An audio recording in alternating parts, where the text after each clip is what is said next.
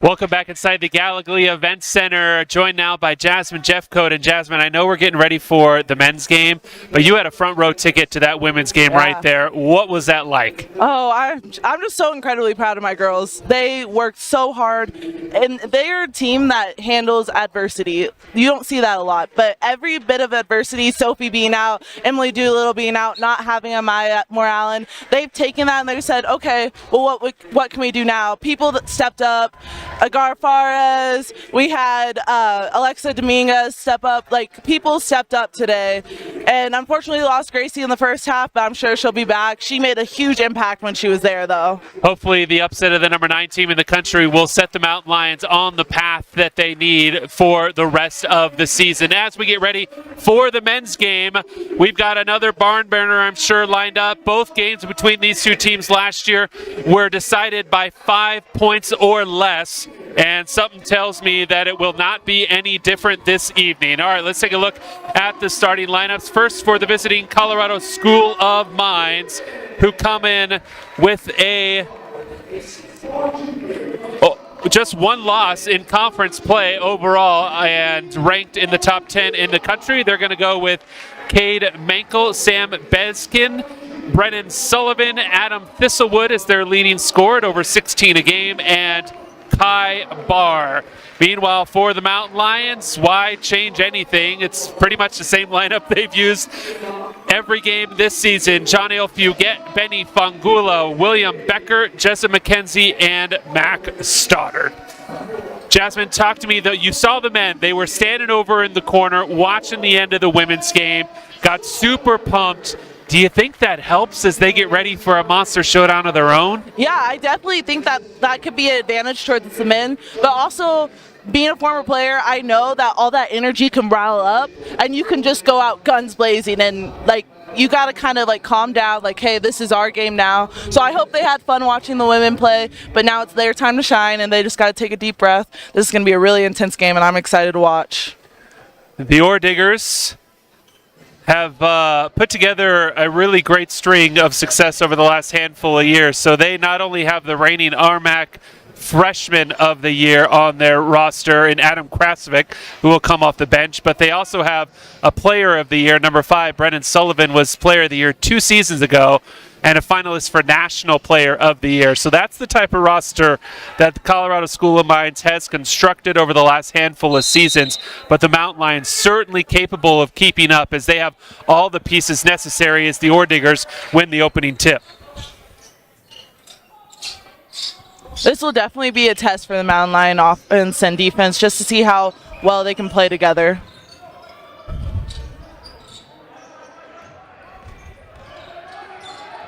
First offensive possession leads to an open shot off the mark, however, and Fangula with the weak side board. And great box out by Benny right there.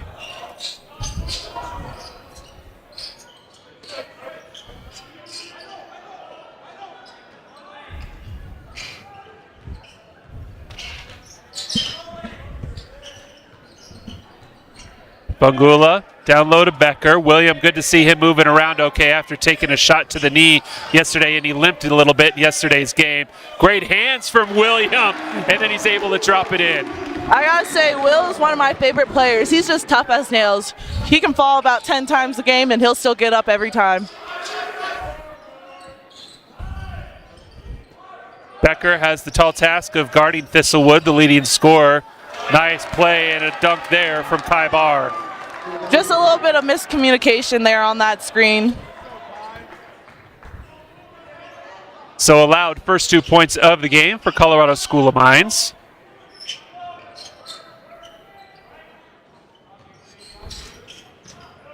Fangula all the way to the rim. Nice take there from Benny. Something really incredible about Benny is that he's a really powerful player, but he's also very skilled. Max Stoddard, don't see a ton of defense from the big man, but he came up big with the shot block there. We gotta love to see that. And then an easy take all the way for Beskin. Kind of different look to the Mountain Lions offense today. They're usually very fast-paced, but they're slowing down a little bit.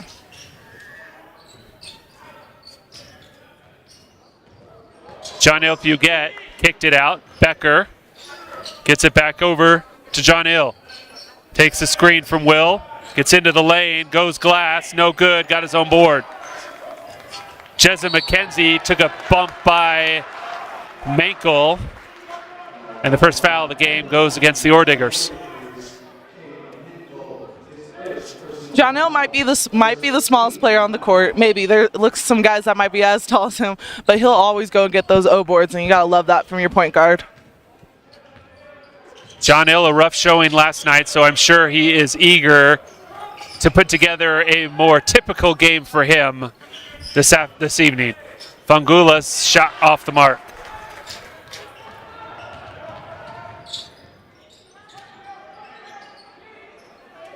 Nice job by Becker to block that shot and a couple early rejections by the Mountain Lions.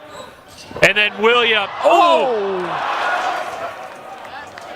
That's not very typical for Will, so. And William has massive hops, so for him to miss a dunk like that, you do not see that. Maybe still recovering from last night's fall, so.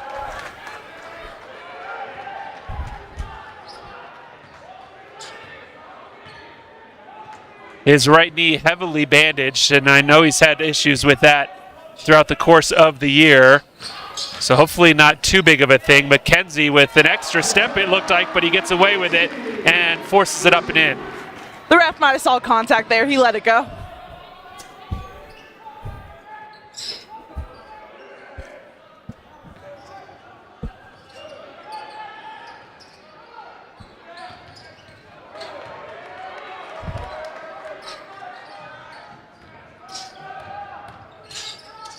Wow, great take, but some good defense there. Becker comes down with it. John Hill's going to push the pace, and Fugett had it rejected by Mankel.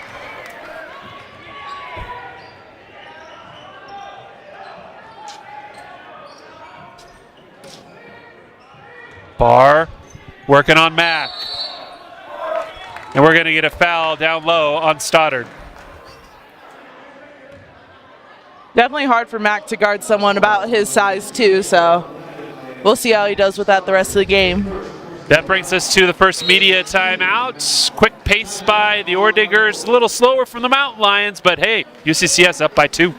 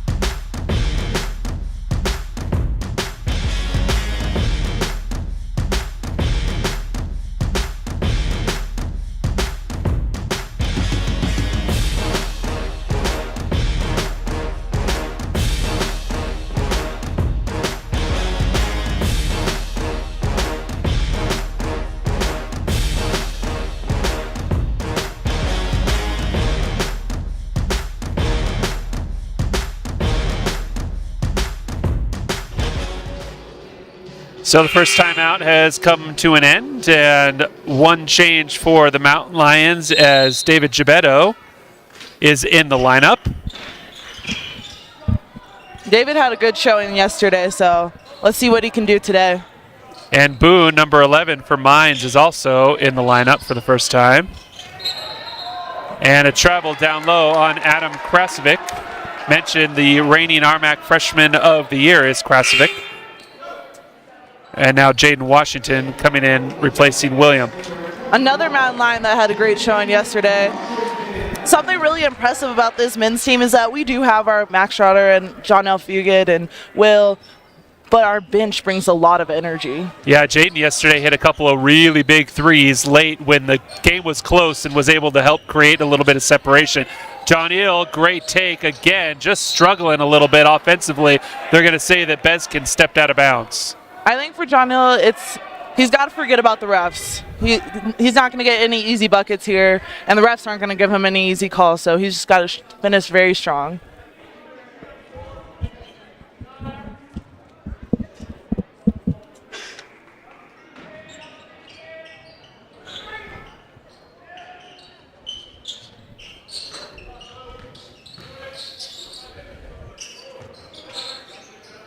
Huguette tries one from long range, air ball. Oh, great job there by Gebetto to throw it off of an ore digger, and it'll stay with the Mountain Lions. That's great hustle. Soup Elkinen checking into the lineup for Jezza.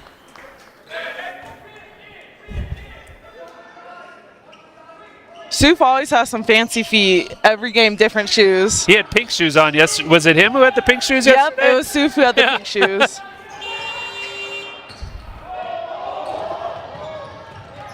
Yeah, today sporting some black and golds. Nikes with the red soles. Going to be hard to miss Suf as he comes up and down the court. There we go. Take a look at the kicks there on Elkinen. Yeah. Thistlewood, guarded by Washington. Good job by Jaden to go straight up and force a wild shot, but Thistlewood gets the rebound and then finishes on the other side. That's a great finish, and for Washington, he just has to realize he has to turn around and box out right away. That's a tough matchup, about a 4 or 5 inch difference there between Thistlewood and Washington, but Right. Jaden did a great job on the initial move. Now Jaden trying to get around Thistlewood, stepped out of bounds. Yep. Was looking for a bump and expected the call, didn't get it, and kind of let up a little. Like I said, they just have to be ready for the rest to call. Really nothing. That's how you have to set your mind before the games.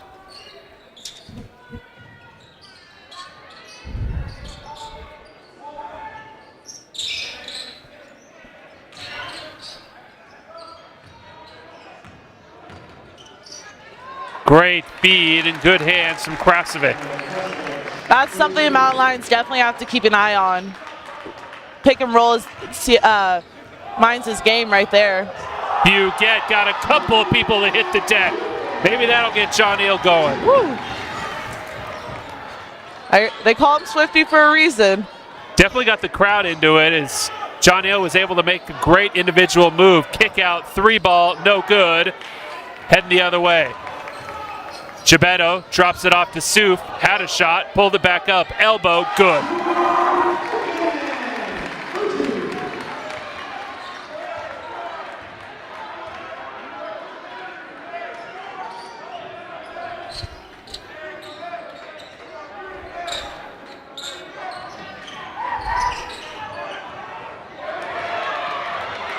Gebetto, good defense on the outside, couldn't come away with a steal. Thistlewood into the lane. Stoddard was there. Offensive foul. Oh, I love that. I love when players take charges. That's such a momentum mover. And Matt Stoddard's the one who's going to get credit for taking that charge, and he will get a seat for a second as Bangula and Becker are back in, and then Logan Bracamonte checking in for the first time. On the other side, Regan Cook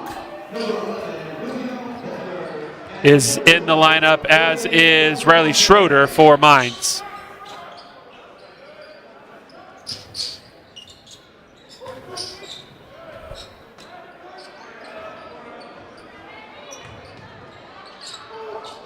Ooh, a little contact there, but regardless, Mines has the ball now.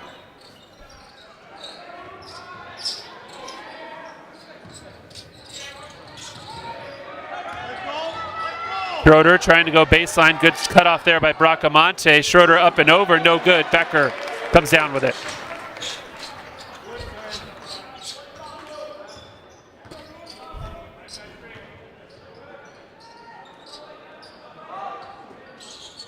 Bracamonte drops it off to John Hill. Had a 6'10" Schroeder in his face and decided to get rid of it. I would have too. Kicked it out. Good extra pass. Soup Elkinen. Ooh, no good. And it'll stay with UCCS.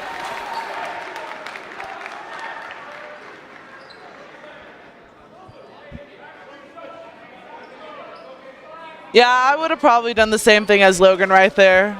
Have a 6'10" person in my face. Yeah, you don't see that very often, do you? No. Yeah. Now, one of the officials talking to the Mines coaching staff. Not quite sure what they wanted, but the Mountain Lions.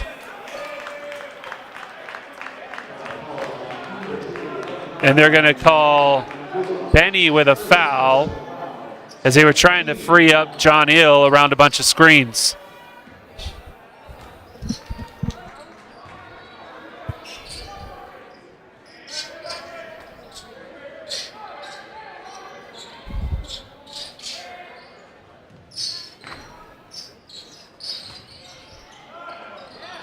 One dribble, stop, pop from Ben Boone. Like I said, they got to figure out a way to get around those screens and defend them. Mines, as a team, one of the top shooting squads in the entire country, actually. 16th in terms of field goal percentage is Mines, so they will make their buckets. And that brings us to the under 12 Mountain Lions trailing by just one.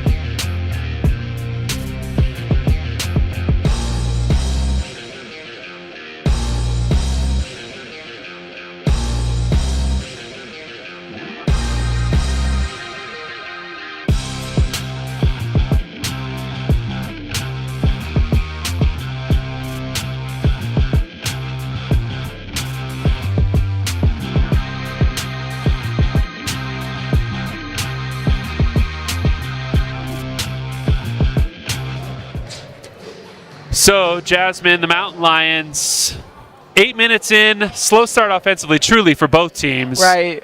But overall, not a bad start. Not a bad start. I definitely think there's stuff that they can improve on ball screen defense, but otherwise, just taking their time with these shots. I feel like Jonelle and Benny have been putting up some shots that are very uncharacteristic of them. So if they can just take their time and breathe through some of these shots, I think they'll be okay.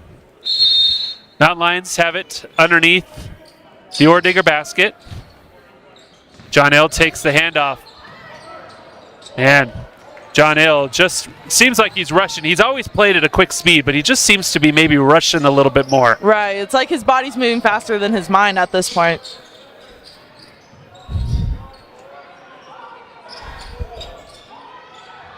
Good backdoor cut. Better defense, though, from Fungula to come up and help.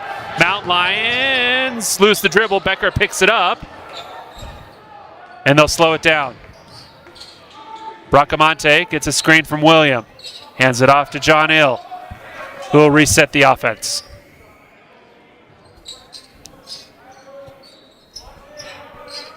Eight on the shot clock for the Mountain Lions. Off the screen, Soof lost the handle. Yeah, they're just rushing. Everything's rushed with them right now, so.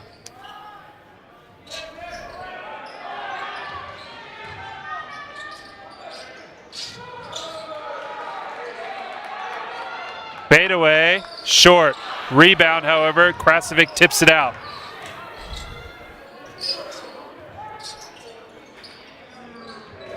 Sullivan working on Soof. Got him in the air, missed the shot though, and Becker comes down with another rebound. William, though, noticeably wincing a little bit when he came down with that rebound. Yeah, definitely. Like I said, something didn't seem right on that dunk. Oh, and then can't control it as it goes out of bounds. Had a great play as he slipped in between a couple of defenders, just couldn't hold on to the pass. Sullivan, transition three is good.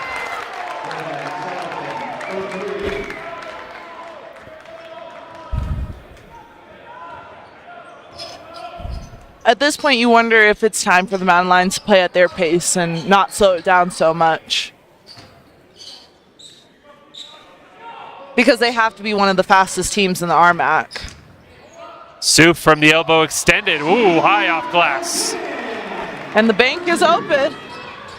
Soup will take it. Another transition 3 by the Ore Diggers. Boone this time with the triple. You see some frustration from the Mountain Lion bench. They got to work together as a team, though, right now. Bracamonte trying to respond. Too hard.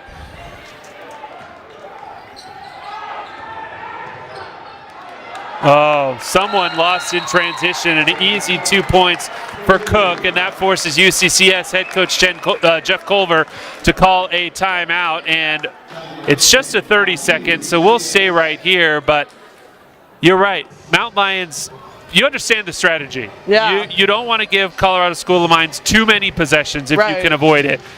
But it seems to have thrown them off just a little bit because it's not their typical style. Right, definitely, because you're seeing Benny and John Hill try to go at the pace that they're used to, and it's throwing it off because the rest of the team isn't doing that. So they just have to lock in a little bit more. Like, either go in all in into this game plan or change the game plan back to what it usually is. And we'll see if the Mountain Lions try and make that change.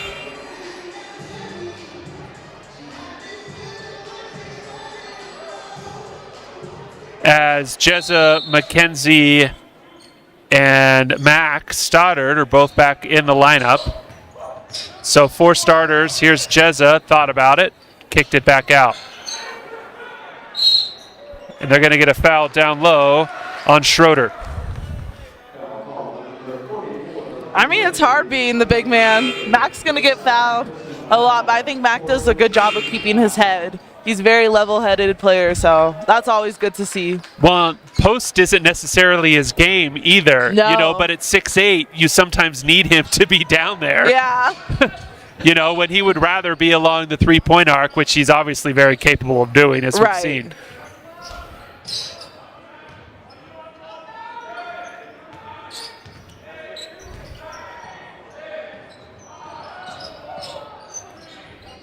Gonna have to put it up quickly. Fadeaway three-pointer, John Hill, no good.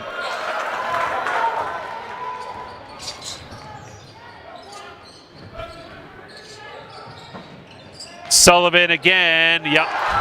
Another triple for Brendan Sullivan. That's definitely not the attitude or defense we would like to see from John Hill right now. He got frustrated that there was some miscommunication, but you still try to close out on that shooter.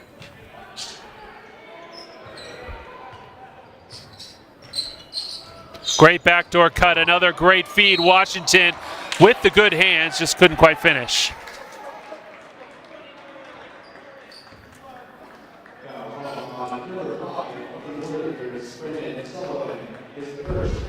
And we're at the under 8. Colorado School of Mines is on an 8-0 run, and they've got a 10-point lead.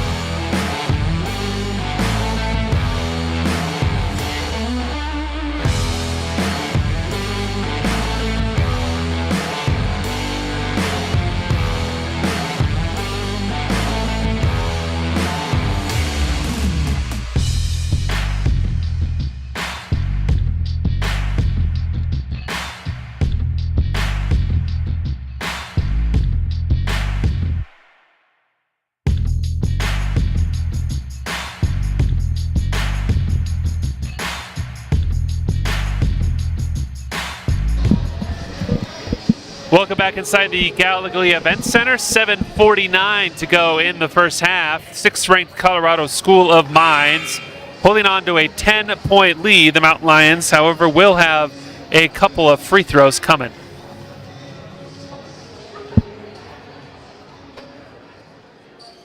It'll be Jaden Washington at the line, a 62% free throw shooter.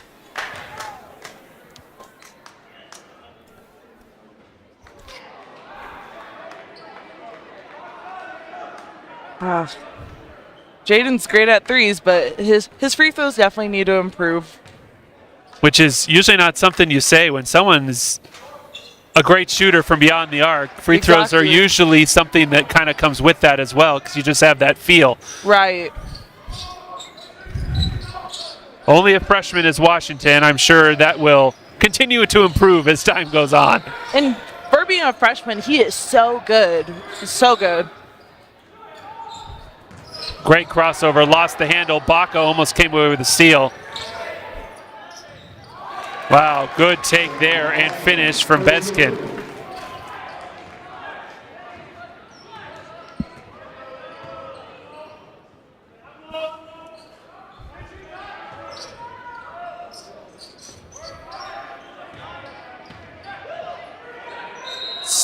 Yeah, he changed his pivot foot, I think is what happened there.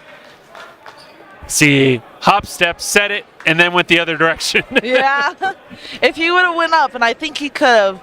Like we said, the post isn't really Mac's thing, but we kind of need him today.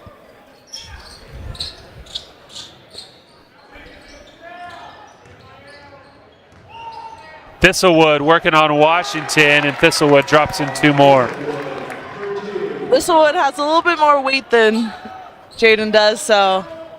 And about 4 inches, so that certainly doesn't hurt either. Yeah. A transfer from Colorado State is Thistlewood. There's Stoddard's game. Ooh, that shot off the mark, though. He spent too much time in the post. Forgot how to shoot it from beyond the arc. Yeah, he has to readjust. Tried to come over and help, but it was a good finish from Boone. And Boone's got 8 points.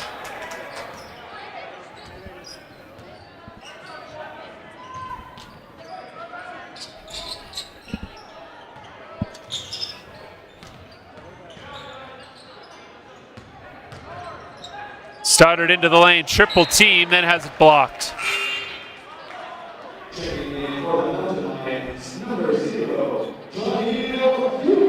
Fugate and Becker back in the lineup, replacing Stoddard and Baca.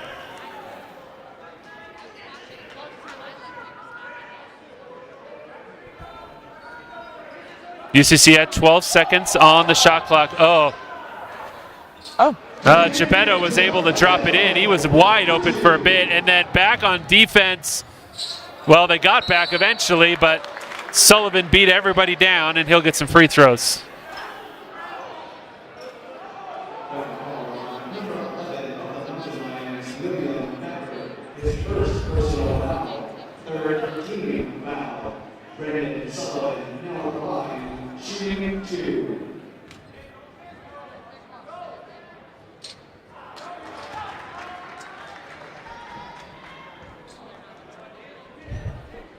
Sullivan will have 1 more.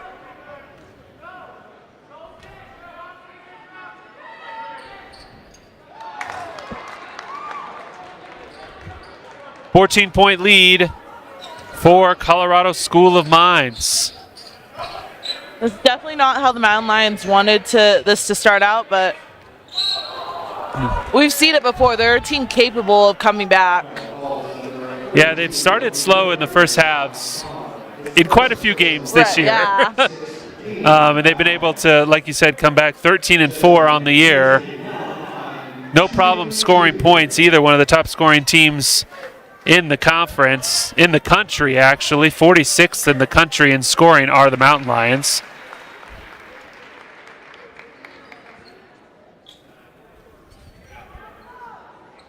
And the Mountain Lions definitely learned their lesson from last possession. They've sent 2 people back, so.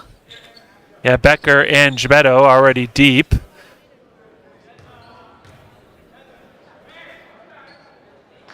As Jezza knocks down both free throws.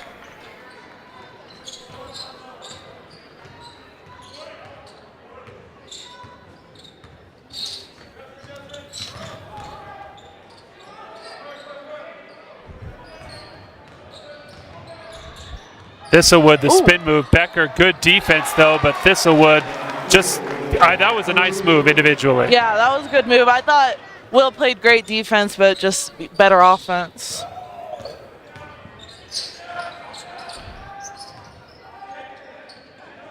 Jezel turn around, long two-pointer, no good. And then John Hill picks up a foul. He's just getting a little bit frustrated right there, but John Hill is definitely a capable player of turning it around, and I think he can, so we'll have to see. Trying to push the pace a little bit, I feel like, is John Hill. Just trying to throw in some energy. You know, UCCS seems a little flat overall.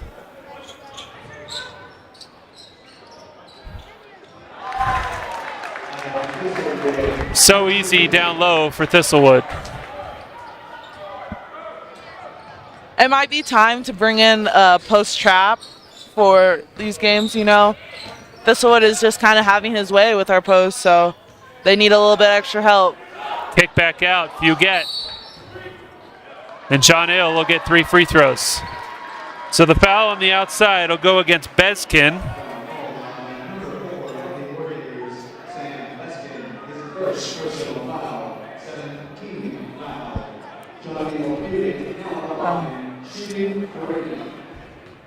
Buget, 72% from the line, and maybe that'll get him started. Sometimes a free throw is what it takes. And he's a good free throw shooter, so we'll have to see. Easy on the first 2 for John Hill.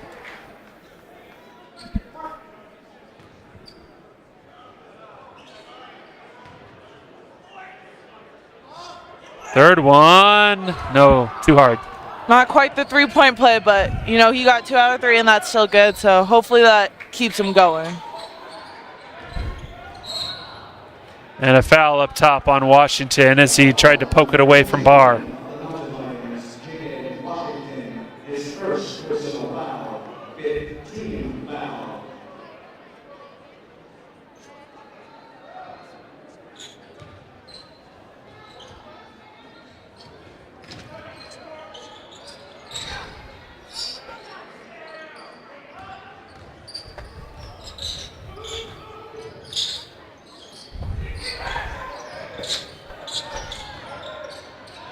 Thistlewood tried to drop it off. Somehow it ended up in the hands of Barr, who finishes amongst the trees.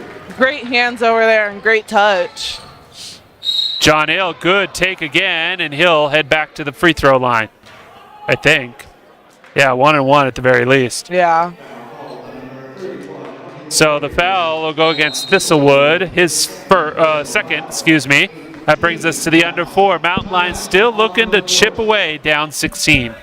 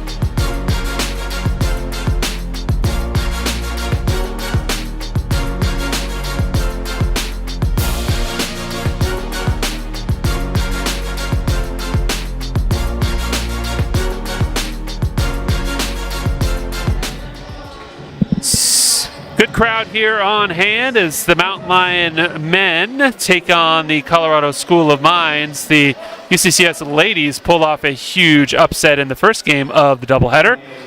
Men trying to do the same, but they'll have to climb out of a pretty big hole if they want to do it.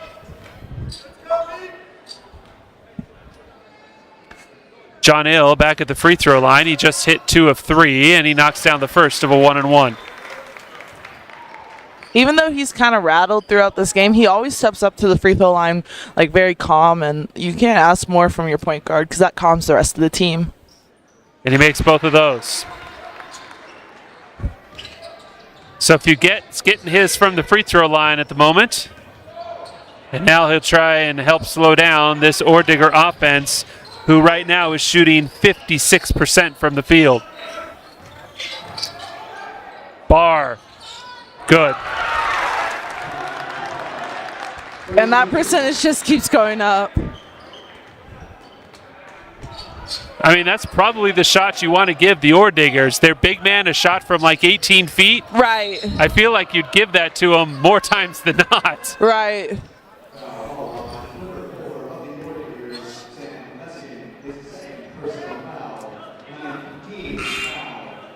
And stop us if you've heard this, but John Ale Fugett at the free throw line for the third time in as many possessions.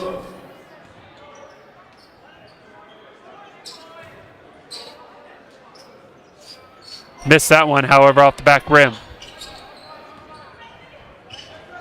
It's definitely very tough. Nothing's going to be easy for him since he got RMAC Offensive Player of the Week. Like, everyone's out to make sure he has a terrible night, so he has to prove them wrong.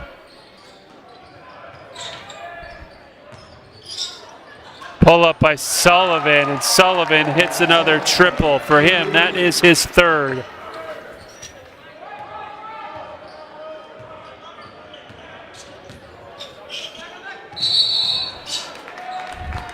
And a travel called on Benny.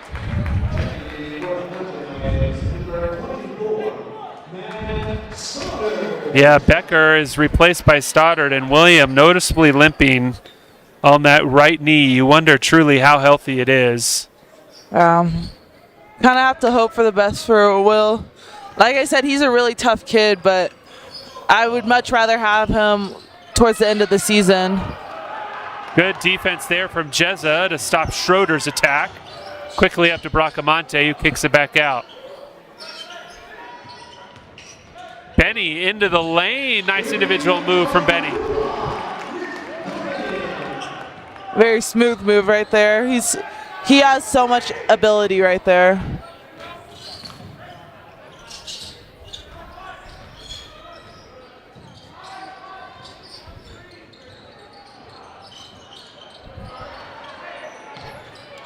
Sullivan, wide open three, no good.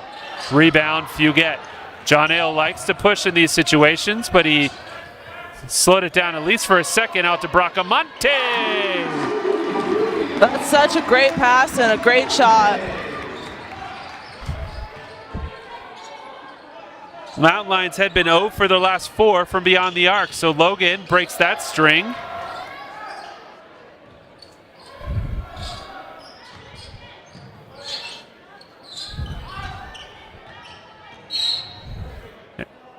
And we're going to get John Ill with a foul as he tried to fight over the screen.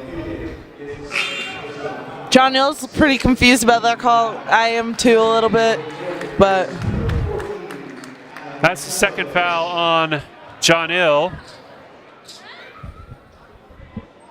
As it looked like there was some space and he worked around the screen just fine, but yeah. Regardless, he's got to lock down on that.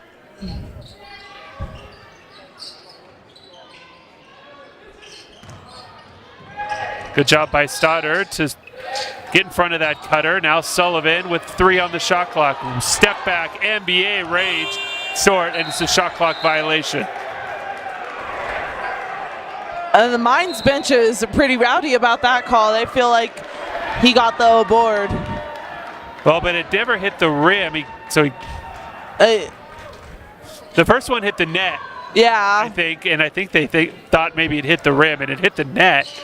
Yeah. And their coach is still on them about that call.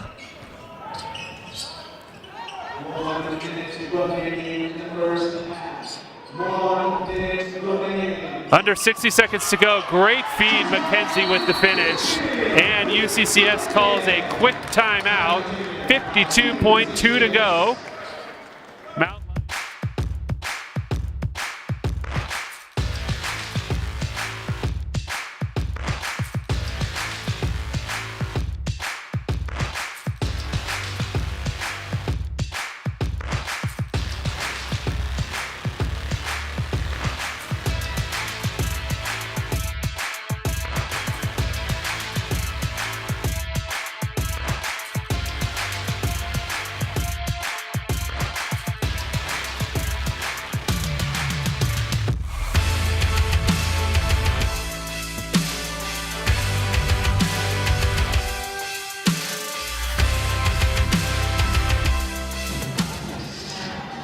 So a 12-point deficit, much better than the 19 it was just a few minutes ago.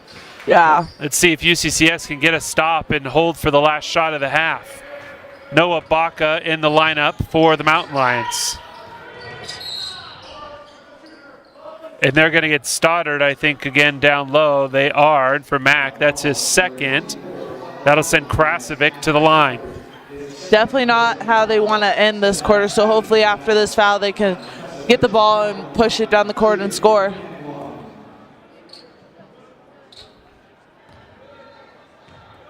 Krasovic from Hungary, the first free throw, no good. So they can't shoot for the last one. There's about 12 seconds difference between the shot clock and game clock, but they will kill as much as possible.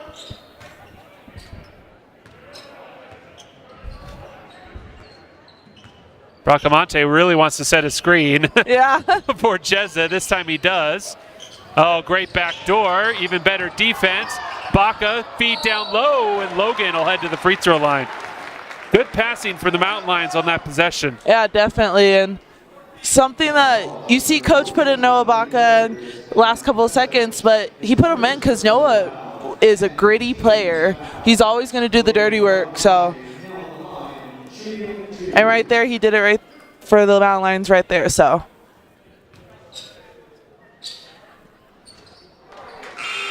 Free throws off the mark for UCCS. They're 7 of 11 as a team.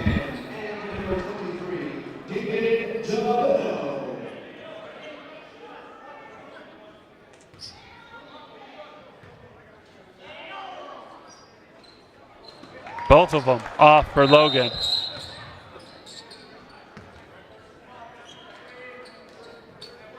So Mines will call a 30-second timeout and try and draw up a play for the final 14.1 seconds as UCCS has done a decent job to get it to a manageable deficit before halftime. Right. Yeah, definitely. I think when Coach goes back into halftime, he's looking at the guys, how do we defend that pick and roll? Because that's what they've been getting beat on a lot. And then how do we play like our game? Like what's our best game plan? Do we still slow down the pace or do we play fast like we're used to? So everyone has to be on the same page.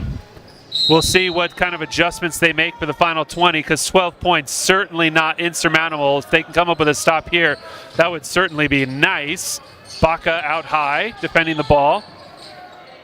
Schroeder hands it off to Cook into the lane, and Cook will get a chance at some free throws.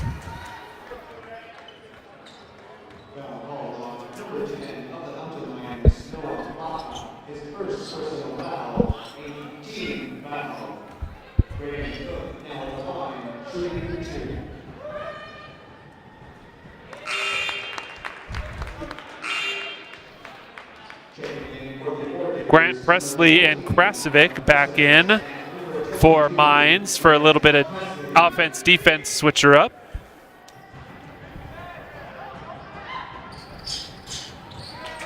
So both free throws. So the Mountain Lions with an opportunity. Here we go. Benny from midcourt. Looks good.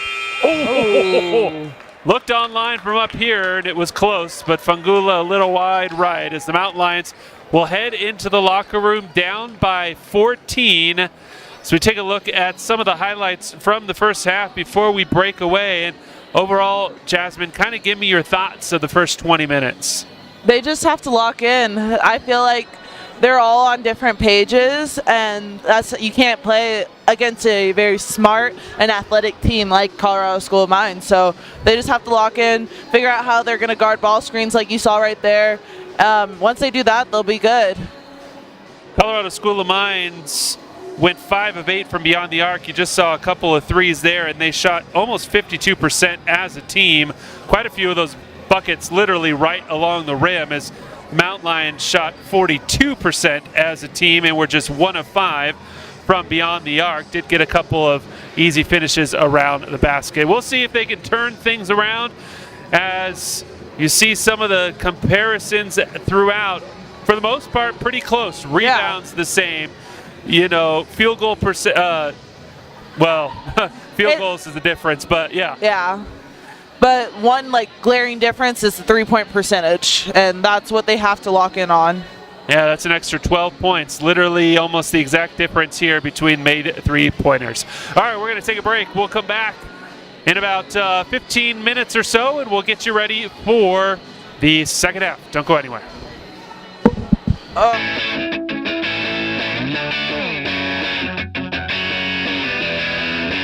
My name is Al Wilson. I'm the main stage event coordinator for the Office of Student Activities, which is the department that brought you Roar Days. OSA handles everything from X to Z when it comes to the planning of Roar Days. We do the budgeting, the event coordinating, the execution, as well as partnering with other departments to really bring a successful week of events to campus. The whole point of Roar Days is to bring a week of events that kind of bring students together on campus when they're not in class. The weather's starting to warm up, and we really want to try to reach as many students as possible. We do different events that hit different demographics. The driving kind of focused towards commuters, or the black light might be towards residential students. And we just try to reach all the students and bring them together. It's been incredible to go to school here the past few years and really get to be part of that community and see whether it's athletic events or a homecoming dance. Students always come out and they're always excited to be there. And it's a really great experience.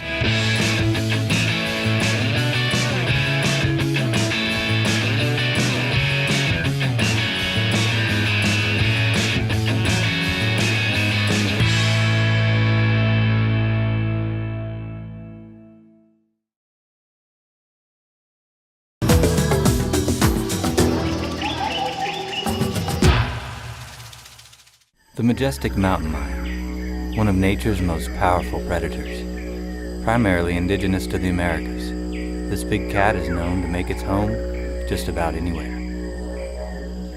Although most consider them to be solitary in nature, these big cats actually show advanced social intelligence. This cat is known to be territorial, and as such will fiercely defend its territory from other big cats, employing a blend of power and stealth. Except during courtship.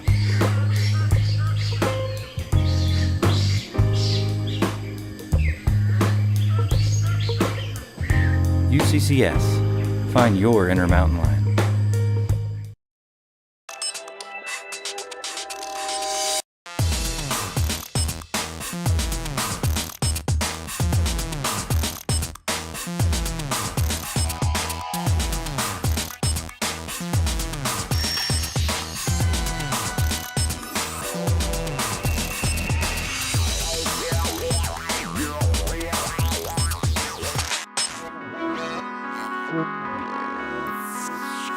As far as I know, this is the only center in the nation that really integrates clinical services and undergraduate and graduate education and research. The Hibble Center is a result of leadership from two pillar organizations, UCCS and Centura Health, recognizing an opportunity and a need for this community and coming together to make something very special happen. Students, teachers, researchers, collaborating with our excellent caregivers at Centura Health is what's going to make this place super special. We've traveled the world, looked at all the wonderful sports medicine facilities, and can say that this is really the only true facility that brings the academics and the clinical piece under one roof. If you look at the two organizations, UCCS and Centura, they've been long-term partners in the community, very committed to the Colorado Springs community, and I can't think of a better partnership. We found with Centura Health a shared vision and a commitment to create a sport medicine performance center that integrates undergraduate and graduate education, which is geared towards experiential learning as well as research. I would define sports medicine as a comprehensive care of athlete. The Hibble Center has everything you could ever want as far as an athlete or an active person, as far as equipment, personnel from athletic training staff to performance coaches to physicians, state-of-the-art radiology, MRI, ultrasound, real-time x-ray, everything you could want in a one-stop sports medicine center. We understand movement, we understand biomechanics, and so when we're training our athletes, we know how to train them the right way. When you're sprinting, you're not just running down the track. We know your knee angle, your hip angle, how much force production you need. And so there's a lot of value in that for making sure what we're doing in sports performance training actually transfers to what you're doing in your sport. With the collaboration between UCCS and Centura, we have the opportunity to help be on the leading edge of new and improved medical procedures and treatments. I'm excited about the entire building, whether it's education, rehabilitation, whether it's actually dedication to increased performance. This building really has it all. When you look at our facilities, we've really designed the facilities so you can do just about anything you'd want to do. For someone like me who studies altitude physiology, we've got altitude chambers, environmental chambers, we've got exercise labs, we've got biomechanics labs, we have rooms that are set up to do, sophisticated biochemical work. Everything is under one roof. We have 14 instructional spaces in this building. We only have 5 typical classrooms, so the rest of them are actually instructional laboratories, which combine experiential education and then the traditional didactic education. When you look at this project, I have to think of the vision of Venkat Reddy and Centura Health for what they are doing to truly have an impact on sports performance, education, and medicine within the Pikes Peak region, the state, and the nation.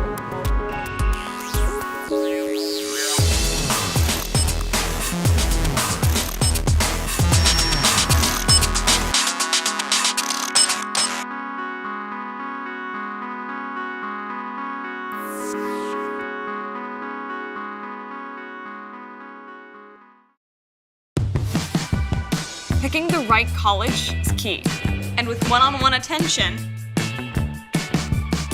and hands-on experience, UCCS fuels success. Apply today at uccs.edu.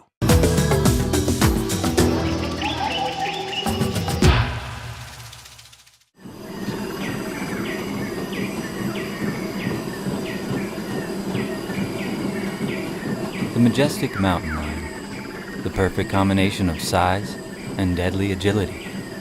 This big cat is capable of speeds of 40 to 50 miles per hour, when properly motivated.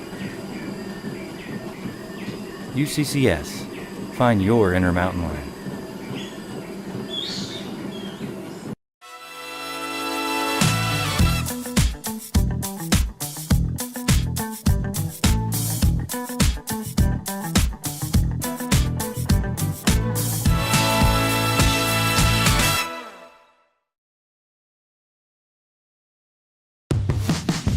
UCCS gives me the freedom I need. With flexible courses and an inspiring campus, UCCS fuels success. Apply today at uccs.edu.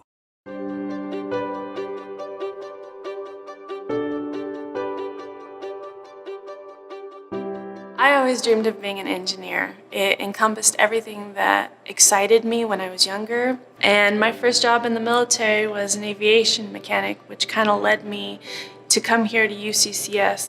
UCCS fits a niche that none of the others do. It's that first generation kid that wants to go to college. And if we're able to successfully help that kid through college, they can become an incredibly productive member of the community, and odds are, if they become a college graduate, their children and their grandchildren are going to become a college graduate. It's going to seem hard, it's going to seem impossible, but it's not. I mean, I picked a pretty hard degree, and I'm almost done, and I've been a single parent the entire time. 70% of our students work and go to school. First of all, I would love to see them supported, but they're also entering the workforce with that work ethic in their mind. That means they are going to hit the ground running and make a difference for the organizations they work for. I've had some pretty hard financial crises during my time in school. Adulting is hard, for sure. But I'm not sure I would have been as successful during this time without that aid as I have been, because after my first year, it's been there, it's helped me, and I've continued to work harder because of it, because I don't want to let these people down. They're investing in me and my future, and I want them to be proud of what they put their time and money into. when you provide a scholarship to a student, that scholarship helps that students get through school, graduate, and enter our community as an employer, as a leader.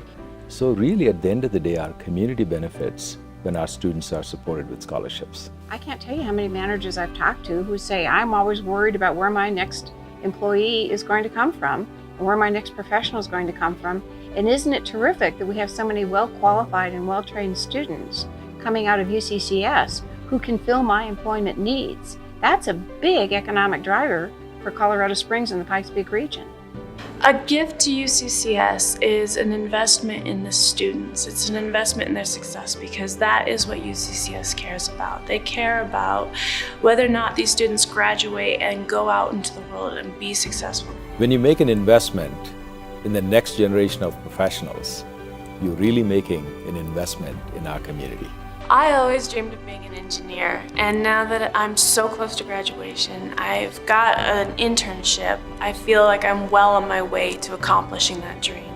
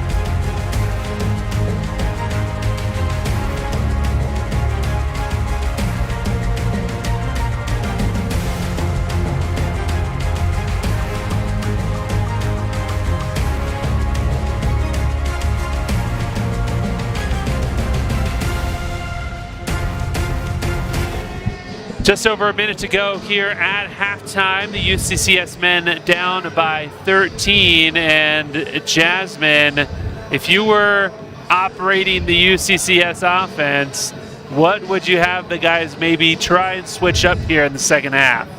I would just tell them to go at their normal speed. I feel like slowing down, with only one day of practice of slowing it down, not even a whole day of practicing slowing it down, but just like a couple hours, you're not ready to do that really in the game. So I would be like, go back at your speed of the game. And we'll see if the Mountain Lions, I would tend to agree with you.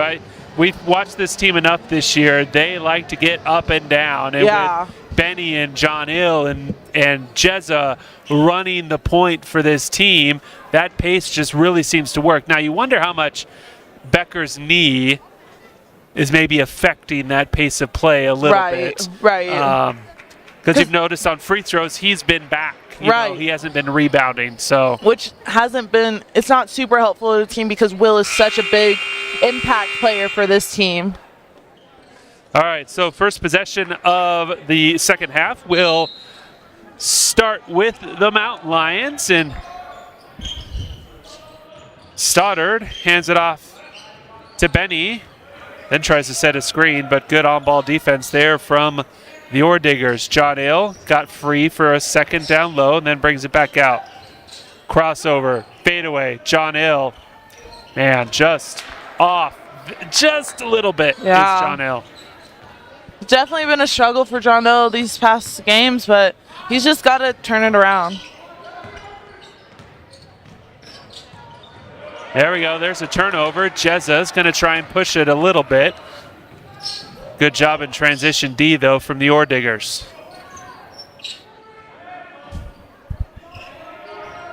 Stoddard working on Thistlewood. Mack can't get it to fall. Got his own rebound. Missed the second one, though. Becker fighting hard, and then he has his shot blocked. Great job offensive rebounding right there, but we got to make one of those shots. Thistlewood got right around Becker. And he's just had his way with us lately, so they got to put clamps down on him.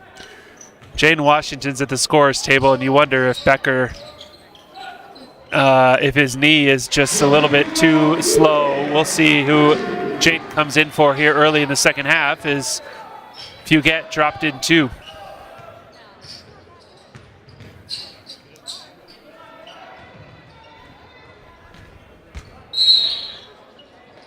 And Becker called for a foul. For William, that's his second. And Jaden will come get William. Yeah. Just not the William Becker that we're used to seeing. Yeah. I think Coach might be trying to preserve him a little bit. It's always good to keep that body moving so he doesn't get stiff, but we need Will for down the stretch in these games, so. And we've got a foul down low. So a little bit of a sloppy start for the Mountain Lions as they've picked up a couple of quick fouls.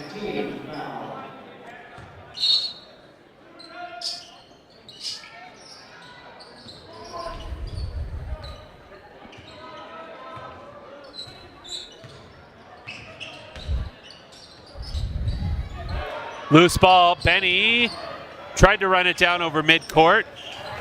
Behind the back pass, Thistlewood, an extra one into the corner. 3-ball off. And now John Hill, 1-on-2, hands it off to Benny, who will go to the free throw line. Good transition there from the Mountain Lions. Right. And that's like what I was saying before. Benny can be very smooth with his movements, or he can be powerful. And that was a power move right there from Benny. Now you see him wincing a little bit, kind of rotating his right shoulder.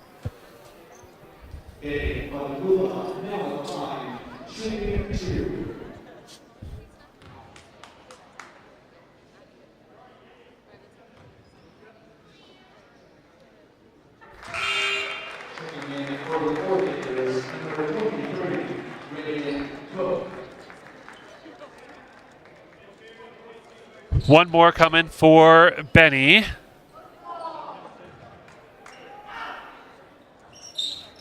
In and out.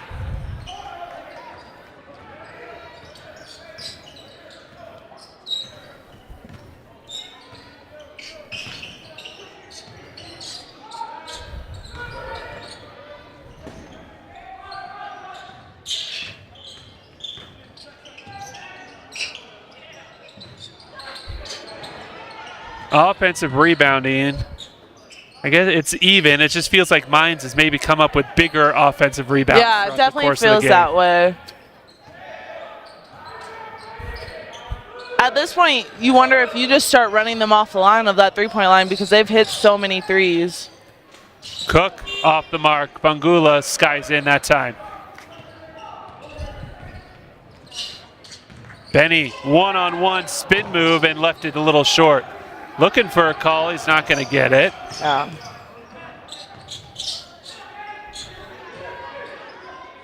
Barr with a power move of his own down low. It's also hard if you give up one thing with this team. It's like if you take away the three, you give them up in the post. So a very, very smart team that Mines is.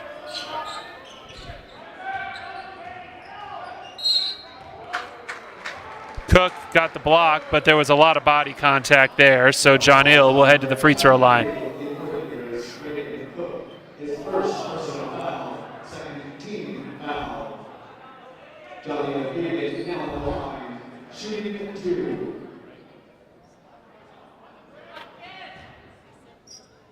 Looks like the School of Mines coach believes that it was on the ground right there. I mean, John Hill was definitely making a move towards the basket. Yeah. So, and was in the air when the whistle blew. So. Right. John Hill, not a great shooting night from the field, but he hits another free throw, and he's 6 of 8 from there. And he's the first Mountain Lion in double figures with 10.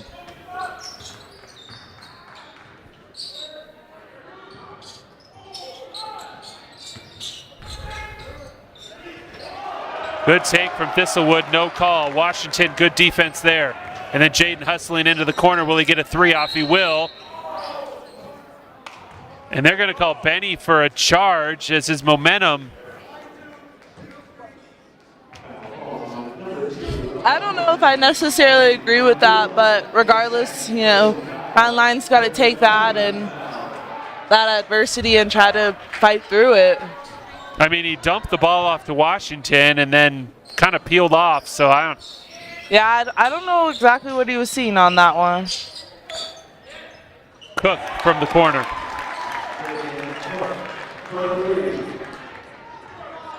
Just when you think UCCS is maybe starting to get a little bit of momentum. Right. An offensive foul, three-pointer, and it's back out to 15. Yeah.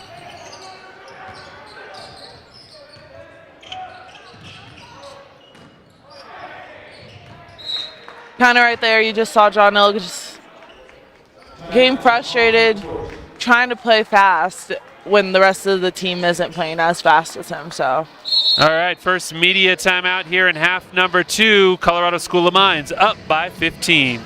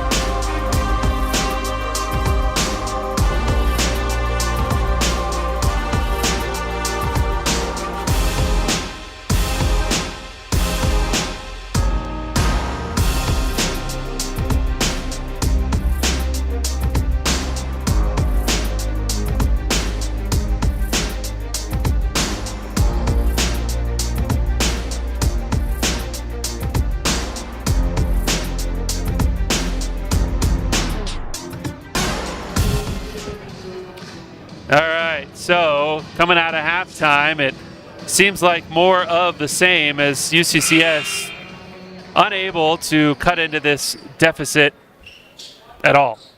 Yeah, it's definitely a tough look for these boys.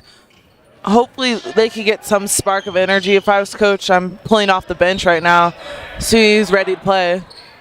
Jezza's step back three is no good, and then we've got a foul down low. It's going to go against Mines, and it will be on 31. Thistlewood. So he's got 3. Leading scorer for School of Mines.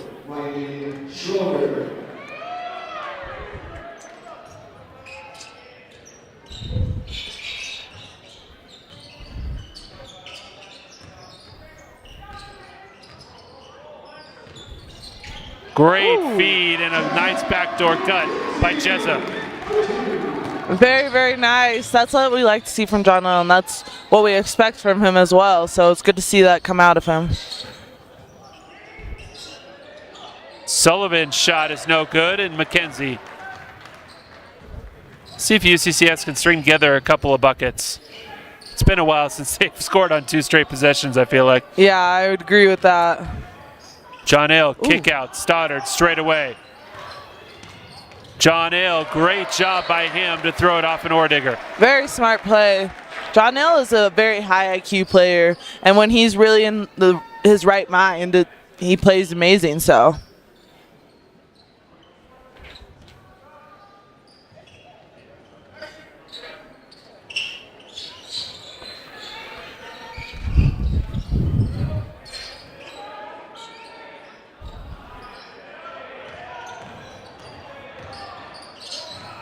John Ale for 3. Man. Just 2 of 10 is Fugett. Coming off an RMAC Offensive Player of the Week, I almost feel like he's pressing a little bit as Sullivan hits a deep 3. And UCCS calls a timeout. And it's the first of the second half. So it will turn into a full timeout, and we'll be back as Colorado School of Mines up 16.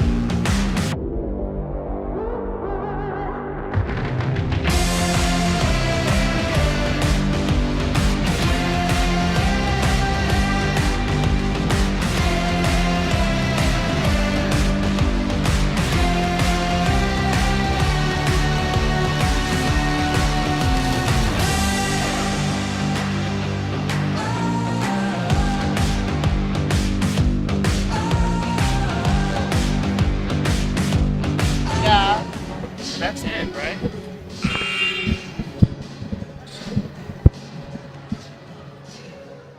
All right, so UCCS down by 16. Washington, Fugett, Stoddard, Fangula, and McKenzie on the floor for the Mountain Lions. Stoddard, step back. The team's just off as a whole. Right now shooting under 35% and just 1 of 9 from beyond the arc.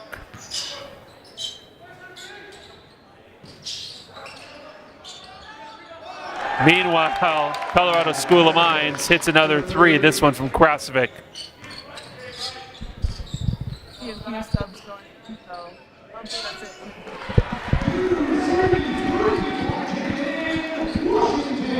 There's Washington, knocks down a 3. Definitely needed right there.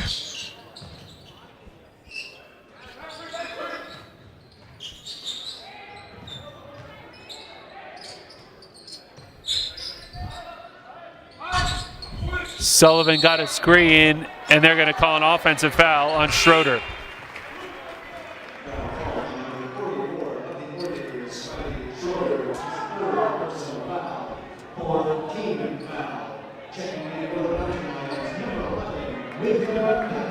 Becker and Bracamonte back in the lineup. Maybe they can be a little bit of a spark of energy for this team.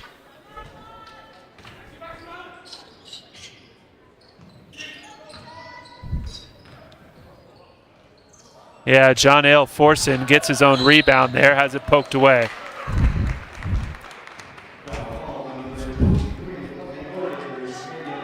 I mean, he went up against two significantly taller players and just tried to throw it up on the rim.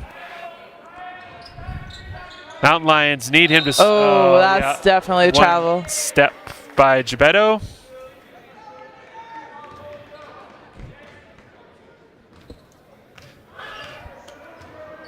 This is just not the same Mountain Lion team that we've seen time and time again.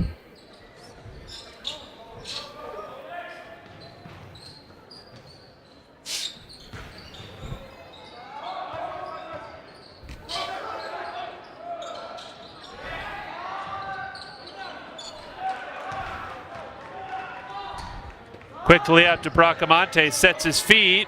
No good. Yeah, there's something about Colorado School of Mines. Not that they don't...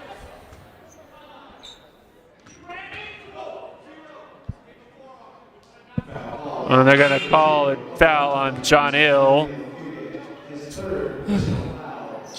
Yeah, something about Mines. Not that they haven't had good programs, but even the great UCCS teams that they had, you know, with Derek White and all those guys, Mines still gave them a hard game every single time. Right. So something about seeing that donkey on the uniforms. Yeah. Well, obviously, you know, Colorado School of Mines is a high academic school, and these kids are smart and good athletes, so definitely hard to play against really, really high IQ players from every position.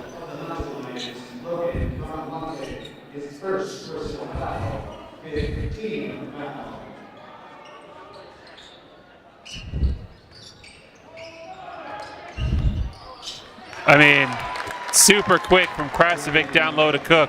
Yeah. Double team, found the open man. That's what they teach you. John Hale now gets it off to Becker. To Bracamonte. Gebetto.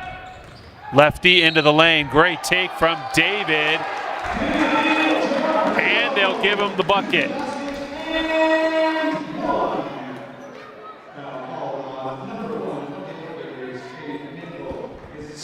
Good take from Gebetto there.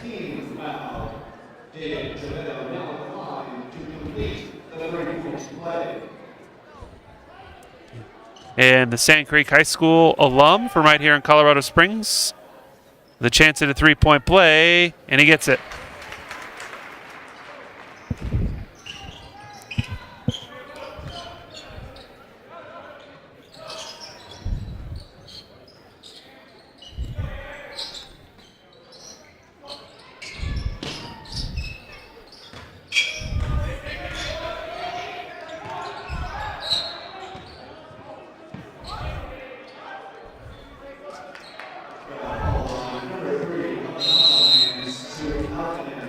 Soof will pick up a foul, and that'll bring us to the under 12. Still a 15-point advantage for the visitors.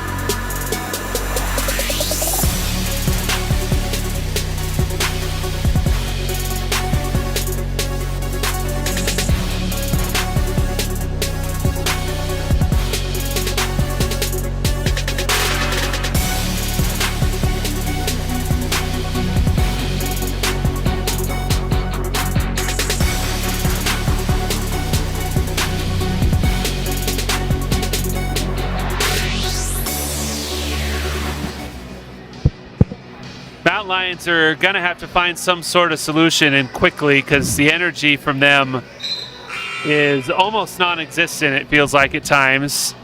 You know, and after watching the high energy at the end of the women's game with UCCS pulling off the huge victory, you'd kind of hope that it would carry over a little bit. Yeah. And it just hasn't done that. Yeah, I can see it happening of not carrying over. I remember when I was at University of Denver and we would play after our men's, and when it was a tight game, it felt like it took a lot of our energy away. Free throw is off the mark from Mankel.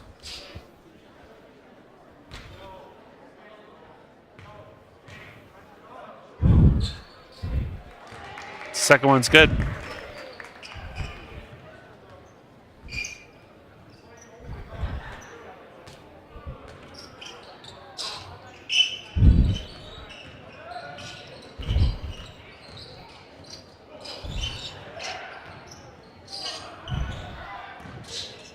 John L. quickly over to Suf.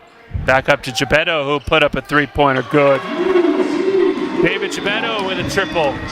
I don't think we've seen that out of David this year. That was a nice shot, so. I still think we need someone playing at the same energy pace as John L. I think we put in Noah Baca.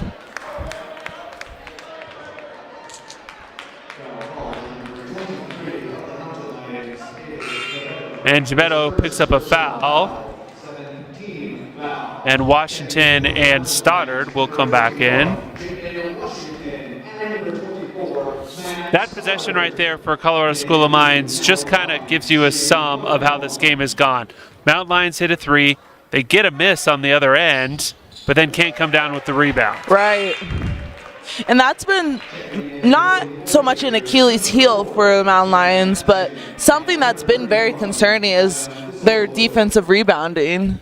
And with two great rebounders in Mac and Will, it's definitely something that shouldn't happen, but the guards have to come in and rebound. John L. always rebounds, so he's one person you don't have to worry about, but we definitely need better rebounding. Yeah, Becker and Buget, both with 5 boards apiece. Yeah, when your guard is your top rebounder, you need some of your bigger guys to help out too.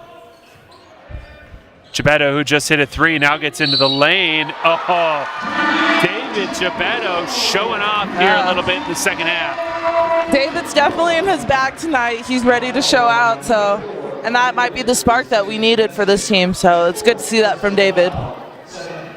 So that puts him into double figures with 10.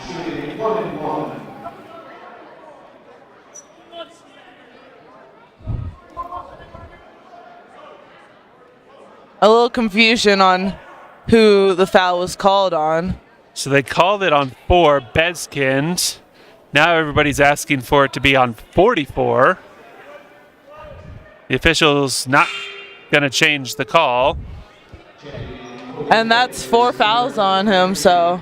And if they had switched it to 44, it would have been 4 on him. So. Either way. You know. Very helpful for us. So. Yeah. Beskind will take a seat. Gebetto with a chance to tie his career high. And he does. He's also the team leader now with 11 points.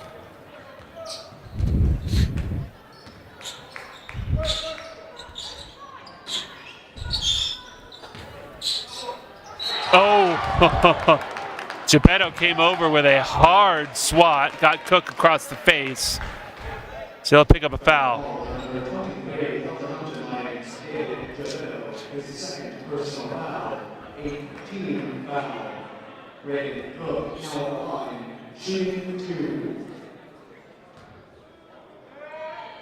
And I'm not too sure that David needed to come help John L. over that. John L. gave a couple inches up on that possession, but he's also one of the toughest defenders that we have on this team, and I had full confidence that he would have been able to lock down on that one. So.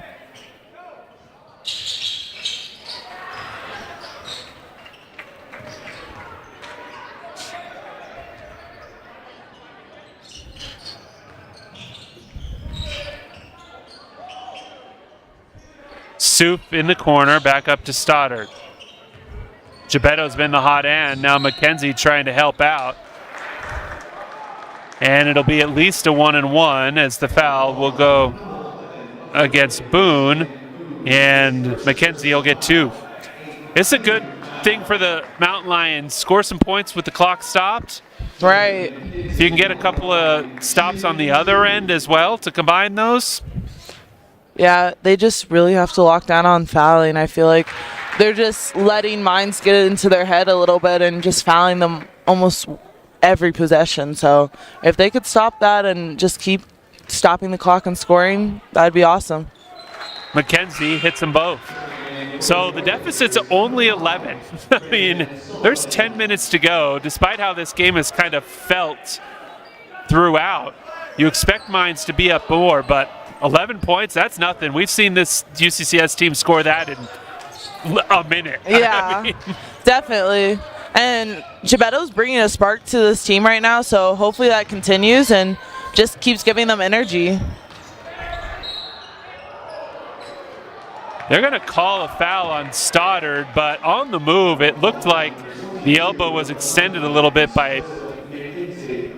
Oh, excuse me, they're actually going to call it on Jezza. Oh. He must have reached in because Stoddard took a little bit of a forearm to the chest on the move from Thistlewood. Yeah. And Mac is, for a guy his stature, he's very good at moving his feet on defense, so I wouldn't, and I thought he played good defense there, so I can see it going against Jezza, but I didn't really see Jezza foul. Good rebound there from Washington. Mountain Lions with a chance to get it to within 10. Be the closest they've been in a very long time.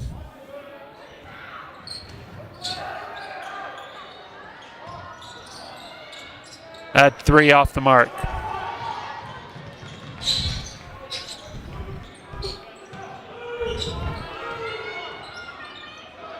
Good job by Gebetto to force a loose ball and then a jump. It'll stay with your Diggers. Jezza getting up kind of gingerly right there. Hopefully he's okay.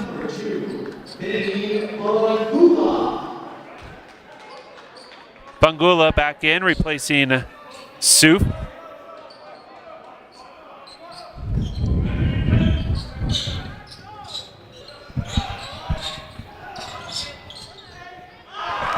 Good take and finish there by Boone. Very tough finish.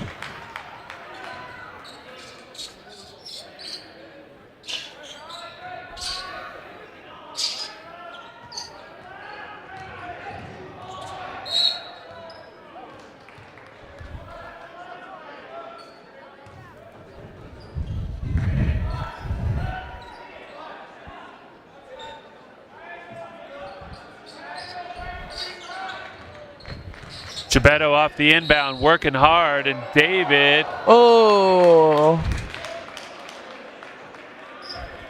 They gave him the continuation the last time. This time they did not. But he has a chance to prove himself at the free throw line, so let's see what David can do.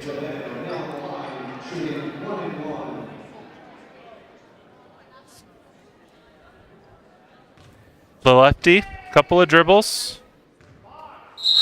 Mac, lane violation.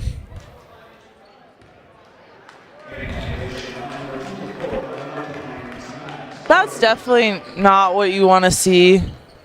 Well, and you think you would know your teammates' routine. Yeah. A little bit, right?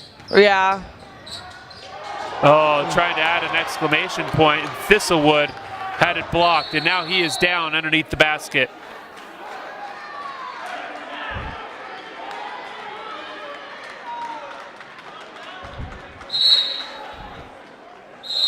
And I know that the bench for Carlos Gold Mines is pretty heated about that one, but I felt like that was a solid block by Jaden Washington. We can take another look at it. The officials are going to take a look at it.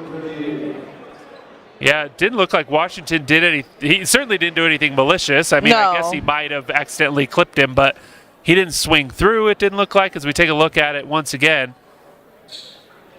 Oh, on the way down. It looked like they just got tangled up in each other. Almost looks like Thistlewood. So right down here. It looks like Thistlewood had Washington's arm, actually.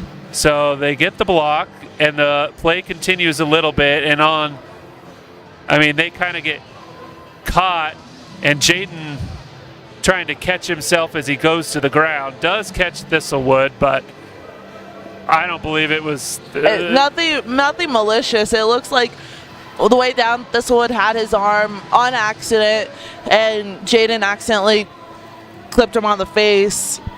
But very, very unmalicious play right there. It just seems like basketball play. Just accidents happen. Thought that last night in the men's game. There was a foul on MSU Denver on a breakaway. And, it looked like a hard foul, but I want to say it was Benny who was going in for the layup. Yeah. And it was a hard foul, but he didn't lose his balance. He landed fine. There was no blood. There was nothing like this, and they actually upgraded it to a flagrant 1, I believe it was. So yeah, I remember that one, yeah. So let's see what the officials decide this time around. Now they're going to talk about it.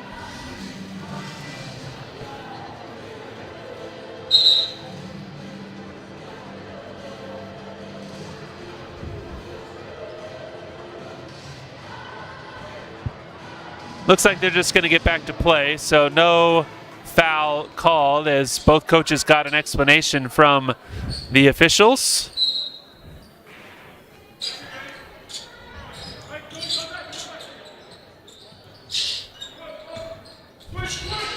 Boone, good. And Colorado School of Mines continues to shoot well.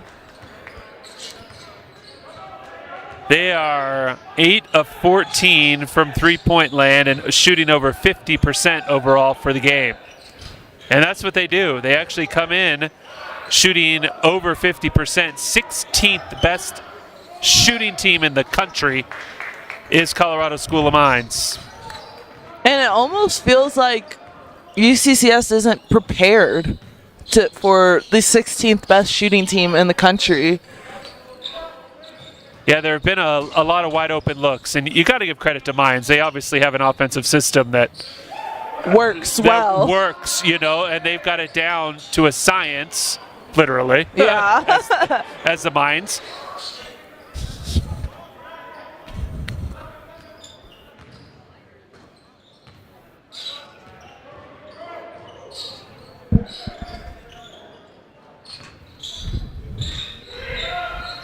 Great. Jezza couldn't hold on to it.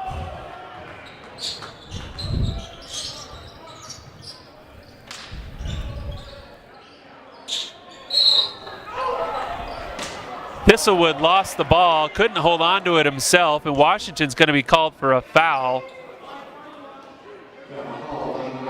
Washington's pretty frustrated about that call, and that brings us to the media timeout. Mountain Lions quickly running out of time as they're down 17.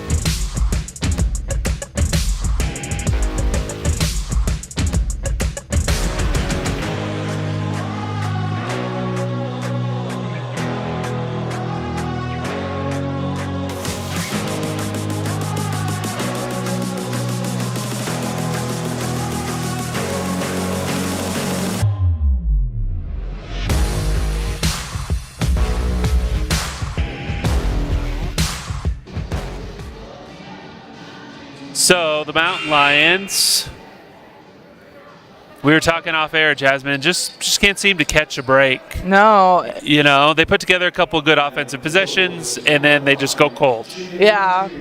It's definitely been a real big struggle for the Mountain Lions this whole game, really. They have been held scoreless for nearly 3 minutes at this point, which is not a way to beat the number 6 team in the country. Second one from Thistlewood is no good, and an offensive rebound. Bangula is able to strip it, though. Goes out of bounds, and it'll stay with the Orediggers. I feel like Benny and Johnell have really been trying to bring some energy. It's just they're not scoring well, and they don't have the backup help that they usually do.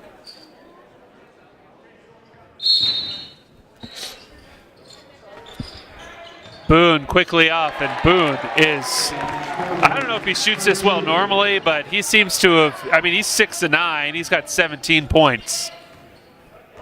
Definitely having a very, very good game.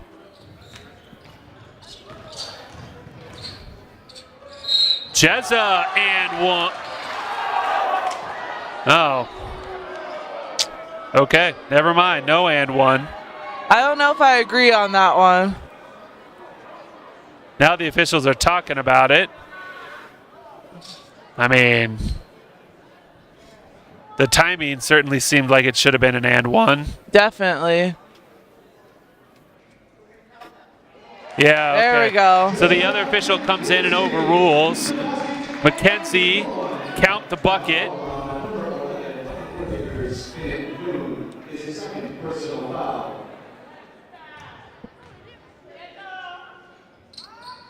And he completes the three-point play. And that has to be about 3 mound lines in double digits. And that's a good amount of mound lines in double digits. It's hard to see that we have that deficit.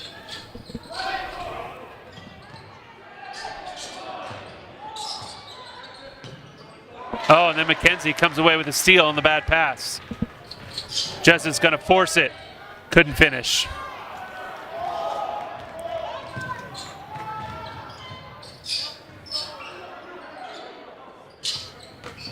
Sullivan, and he'll head to the free throw line. Both teams in the double bonus the rest of the way. So I imagine we will have a lot of free throws. Yeah. I can see that happening. How hard both of these teams have played this evening.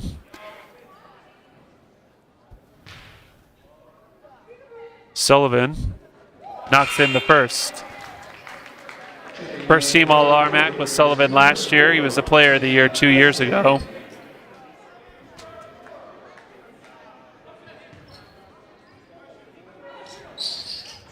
Missed that one off the back rim.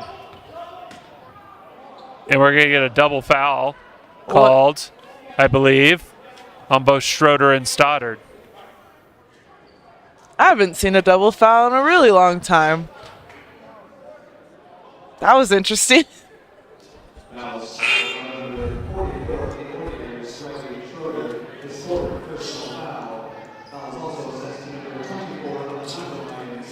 So the double foul, that's 4 on Schroeder and 3 on Stoddard.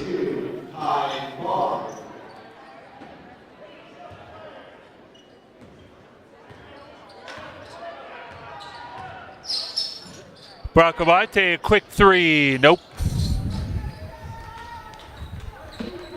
It's just hasn't been a great shooting night for them at all. Mountain Lions 3 of 15 from beyond the arc. And an easy shot there from Barr. The lead is 20, the largest of the evening.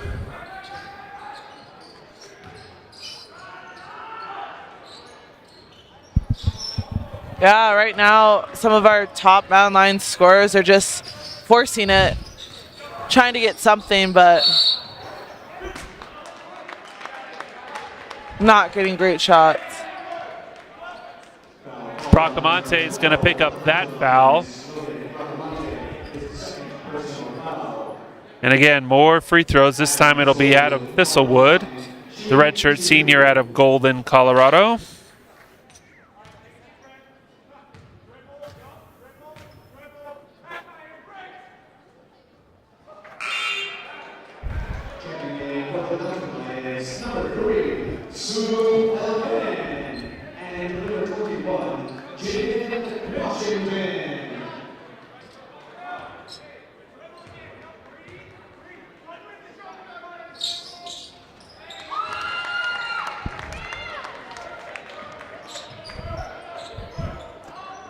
.5:44 to go.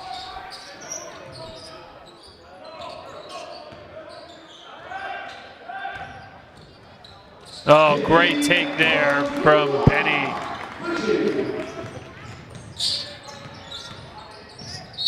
And I thought they were going to call it travel because it looked like the pivot foot had drug a little bit for Beskin, but I agree with that.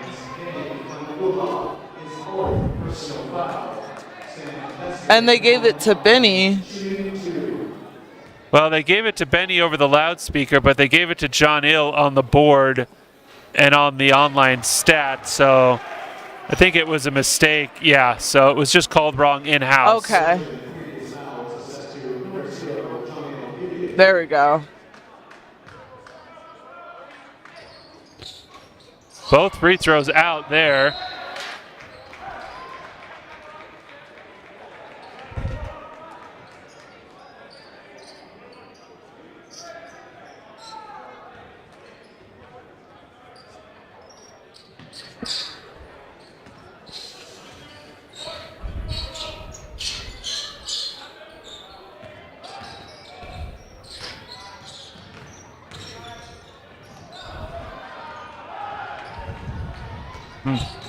Yeah, no words. Beskin adds another 2.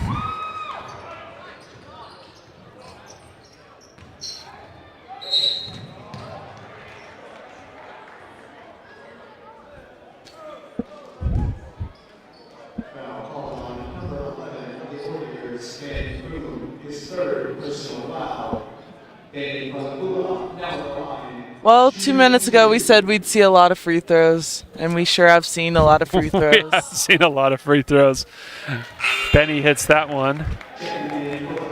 23rd free throw of the night for UCCS. Colorado School of Mines has shot 21. That's a lot of downtime throughout the course of a game. Second one drops in.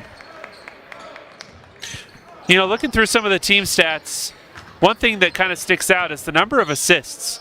So UCCS on the season, great at distributing the basketball. Second in the RMAC, top 50 in the country in terms of total assists per game. Right. They have 7 in this ball game. And it does seem like everyone's trying to change the game, but individually try to change the game. We see John Ill and Benny kind of putting up shots that are not great shots because they're just trying to force it instead of playing together as a team. And like I said, I don't know if it's something about Colorado School of Mines, but it's definitely a glaring stat. So yeah, the teamwork distribution just definitely hasn't been there for the Mountain Lions here in this game as it has throughout the course of the year. And yeah, usually you'll see John Ill get into the lane, but then he's kicking it out. Right. You know, he's got a shooter, and for whatever reason today, that shooter just hasn't been there. Right.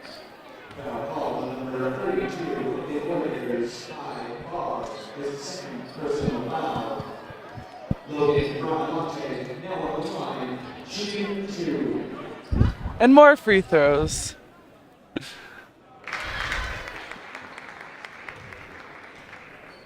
So in terms of foul trouble, as these continue to pile up for both teams, Beskind and Schroeder with 4 for School of Mines, Thistlewood, Boone, each with 3. Fugett with 4 for UCCS, Fungula, Washington, and Stoddard all with 3. So we'll see if we start to maybe lose some guys over the last 4.5 minutes of the game as Thistlewood works hard down low, and now he'll get some more free throws.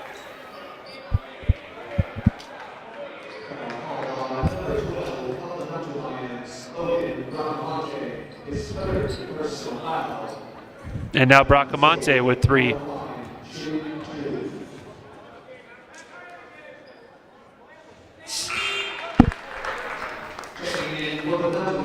We have some subs coming in too.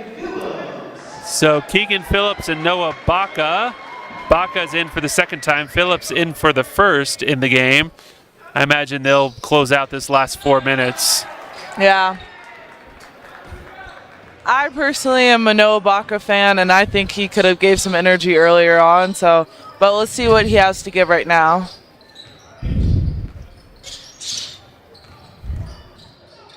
Fungula, great feed. Phillips, a high energy guy too. Tried to go up for the dunk, but had it rejected. And we are at the final media timeout in this game. Colorado School of Mines, their largest lead, currently up 21.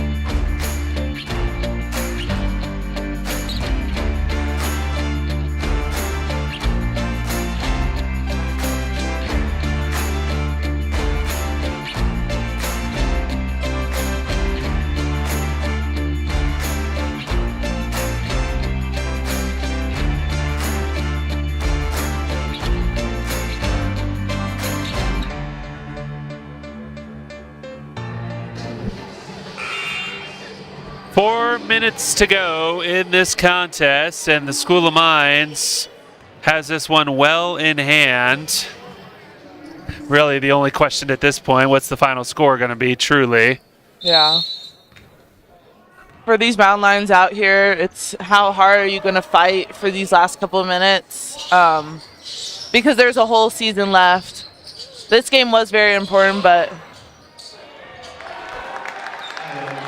Thistlewood with another bucket, and he's now at his season average. He's got 17.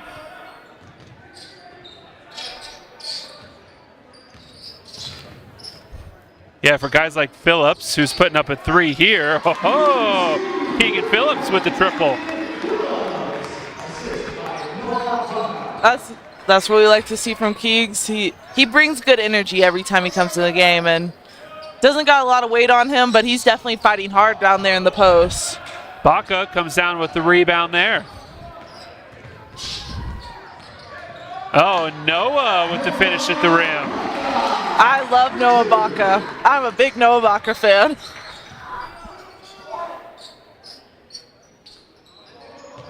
Been able to watch him a lot. I covered him through his high school years and now here at UCCS, so it's been fun to watch him kind of grow. Sullivan's shot off the mark.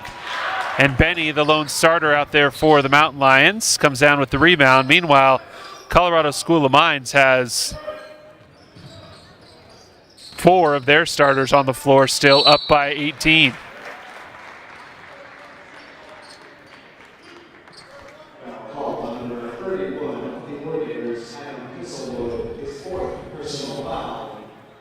Looks like they're about to make some subs, get some of their starters out.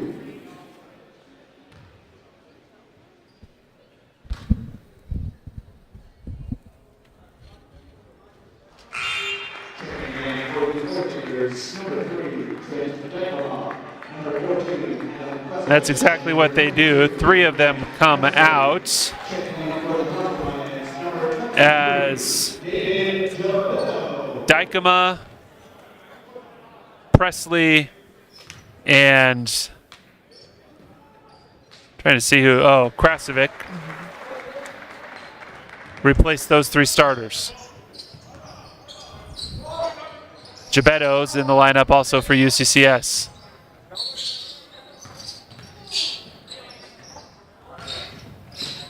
Boone looked like he took an extra step, but turnover anyways. Baca, the feed to Gebetto, couldn't quite run it down in time. But quick no-looker. Yeah. Quick move over to Suf, and Krasovic comes down with it.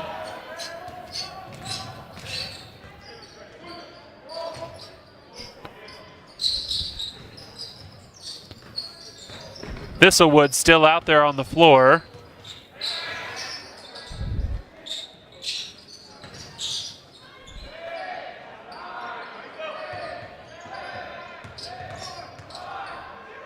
Fade away. Thistlewood off the mark. I thought Noah played good defense right there. And a much taller player, too, and didn't let Thistlewood post him up or get anywhere near the lane. Yeah, Noah's gritty, and he's always been that way, too, so. Washington, no good. And it's just a timeout called for substitutions as Colorado School of Mines will bring in Taylor Spurlock and Caleb Clark.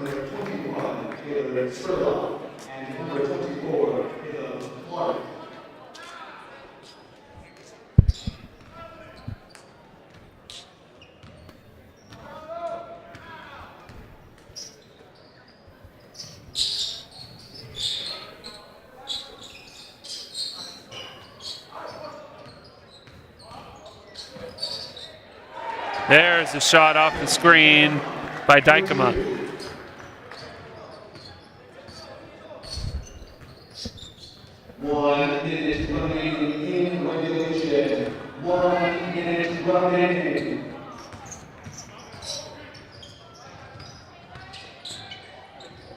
Good job from Washington. Get it one block, but then Krasovic with the putback. School of Mines is about an hour and 45 minutes away, but they brought a good amount of fans here, which is interesting to see. There were a lot for both the men's and women's game. Krasovic with a block. Yeah, this place was loud, especially at the end of the women's game as Mines started to make that comeback. Yeah, this place was definitely loud. Yeah.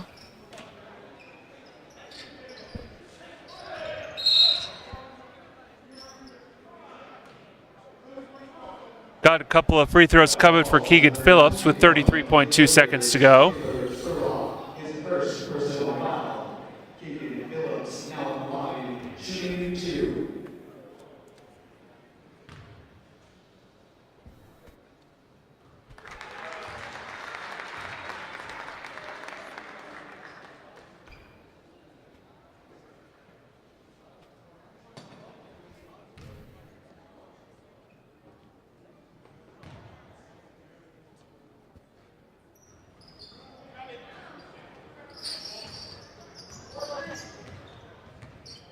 About 4 seconds, 2 seconds rather, difference between the shot clock and the game clock. So Mines will have to put a shot before the end of the game.